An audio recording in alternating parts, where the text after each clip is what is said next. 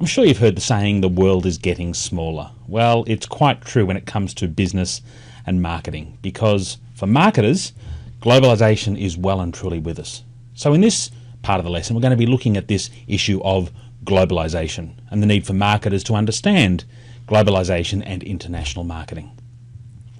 Now, with international marketing, the world is actually becoming much more globally linked. Just think of some of the products that you purchase, some of the organisations that you interact with, and the way in which you do so.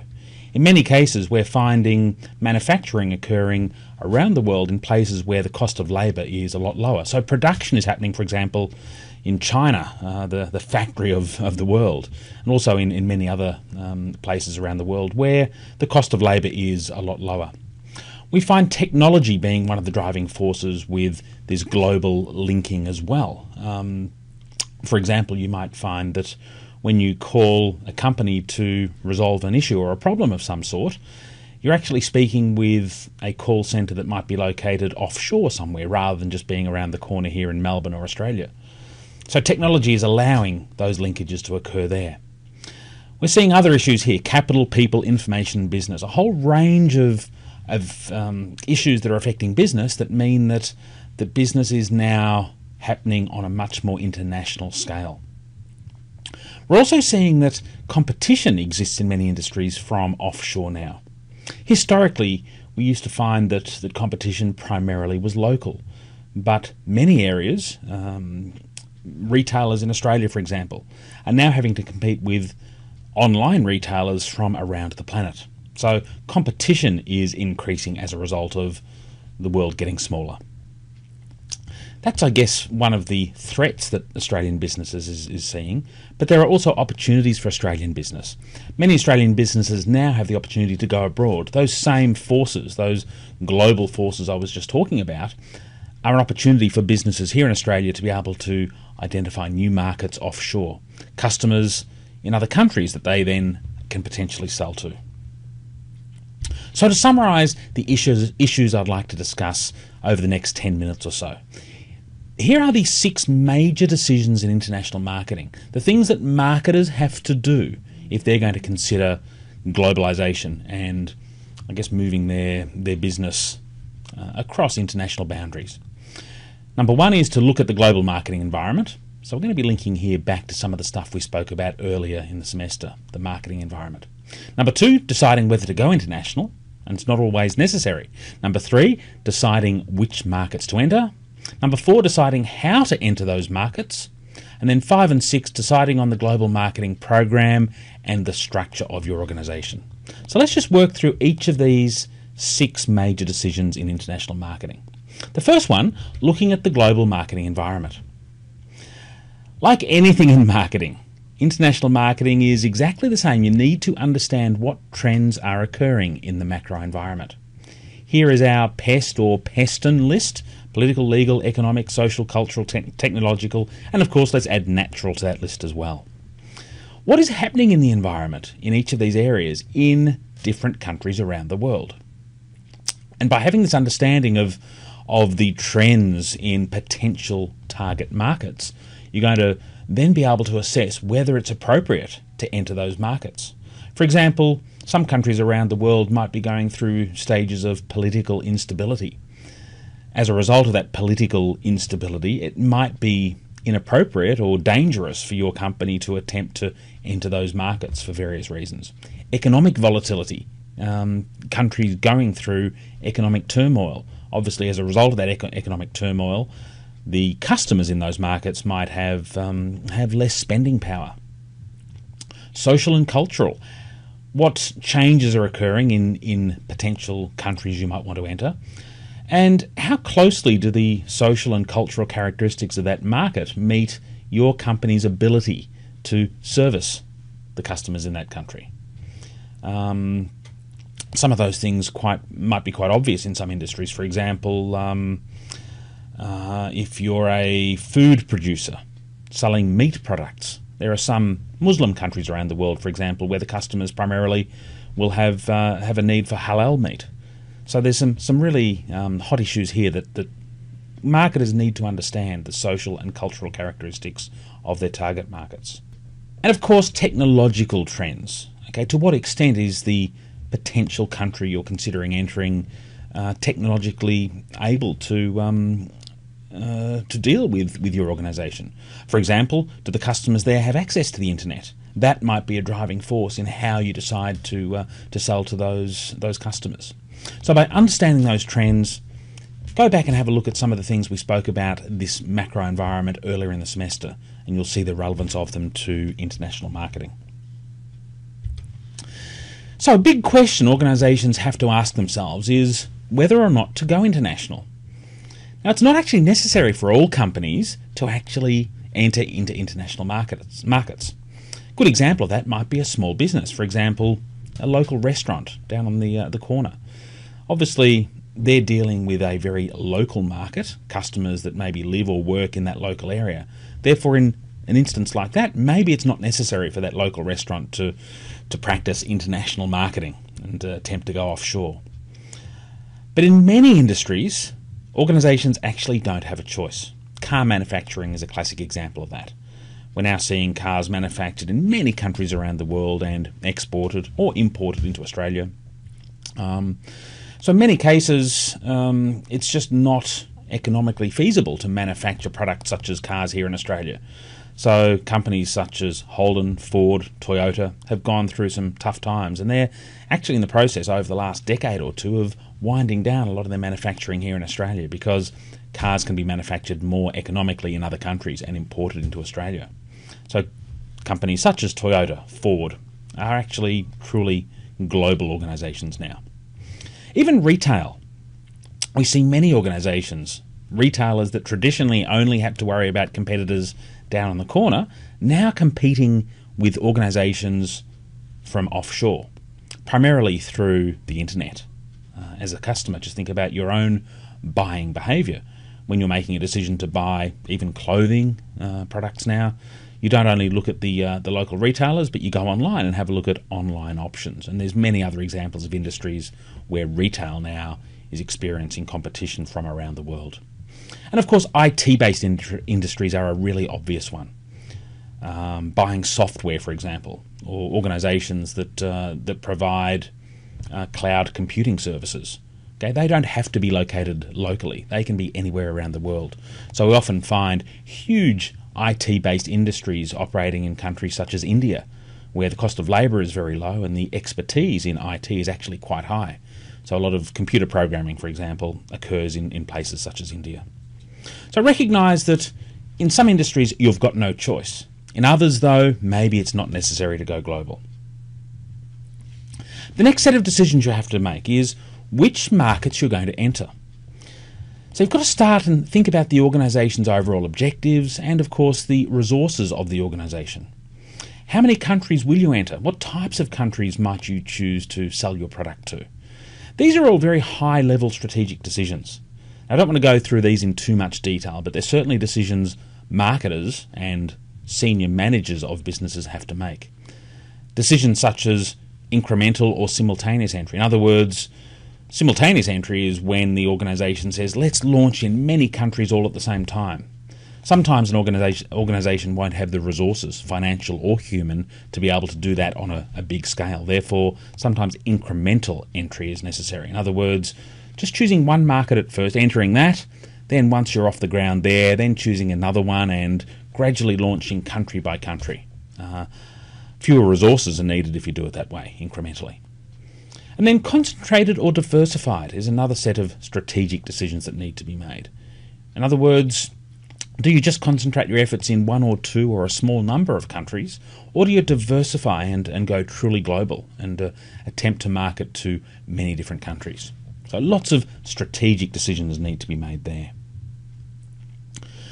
Then you need to decide how you're going to enter the market. So in many cases you might choose purely to export. In other words, you're not really going to have a physical presence in that destination country that you're going to be selling to the customers in that country. Maybe you're merely just going to export to that country. Maybe you'll decide to manufacture in that country. And there's a number of ways you can do that. Joint venturing, in other words, setting up agreements with another organisation that's already based in that country. Maybe you'll acquire, in other words, buy out an organisation that already has manufacturing facilities in another country.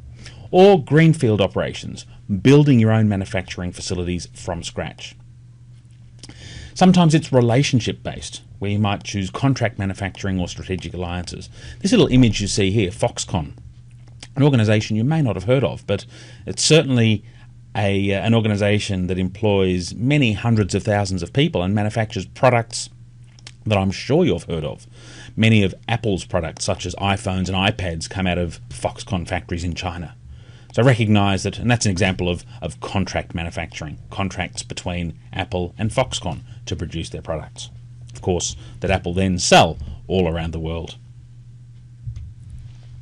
You then need to decide on your global marketing program. Here are 3 alternative options with global marketing programs. Firstly, a global strategy, and this is when an organisation treats the world as one big single market. Okay, in other words, all customers right around the world are treated almost as the same. This is almost like mass marketing, but on a global scale. Any customer in any country is able to buy the product from the organisation. The next approach, multinational strategies, this is more of a segmented approach. This is when the organisation recognises differences from one country to another, differences that will affect the consumers, the buyers in those countries. Therefore, this organisation that's using a multinational strategy will view the world as instead a portfolio of national opportunities. In other words, each country will be seen as a segment with its own unique characteristics, and as a result will be a unique marketing mix will be used in each. In other words, maybe special products in each country, different pricing levels, different advertising approaches. That's a multinational strategy, treating each country as quite different. And here's an interesting word, glocal. That's a word which combines global and local. A glocal strategy, a bit of a clumsy word really, this is where some elements are standardised and other elements are localised. In other words, you might have a standard product that you sell into a number of different countries, but you change some element other than the product for each country. For example, maybe your pricing levels, maybe your advertising campaigns. Okay, so recognise a global strategy as a little bit of global and a little bit of local combined. Let me give you an example of that. And this is from your reading this week, Theodosiou, 2003. This article talks about standardisation versus adaptation of international marketing strategy, looking at the different approaches that organisations can use to either standardise or adapt their marketing mix. Based on all of these factors you see on the left-hand side here, the sorts of things we've been talking about, the environmental factors, a pest, the market characteristics and characteristics of the customers and the competition, the product and industry that you're operating in, your own organisation, the management of your organisation and what they want to achieve. Based on all of those factors, organisations have to make a decision about the extent to which they will have the same or change each of the elements of the marketing mix. There they are, right there in the middle of this diagram. Product, price, promotion, and place or distribution. Okay, so organisations have to think about, do we standardise or adapt each of these things? Why? Well, ultimately it's about achieving these things on the right-hand side here. Organisations are in business to make money. So it's all about sales or profit or market share or achieving goals. These things on the right-hand side here. So by adjusting your marketing mix, that will have an impact on how successful you're going to be in these areas on the right-hand side. Let me simplify this a little bit by just taking 2 elements of the marketing mix.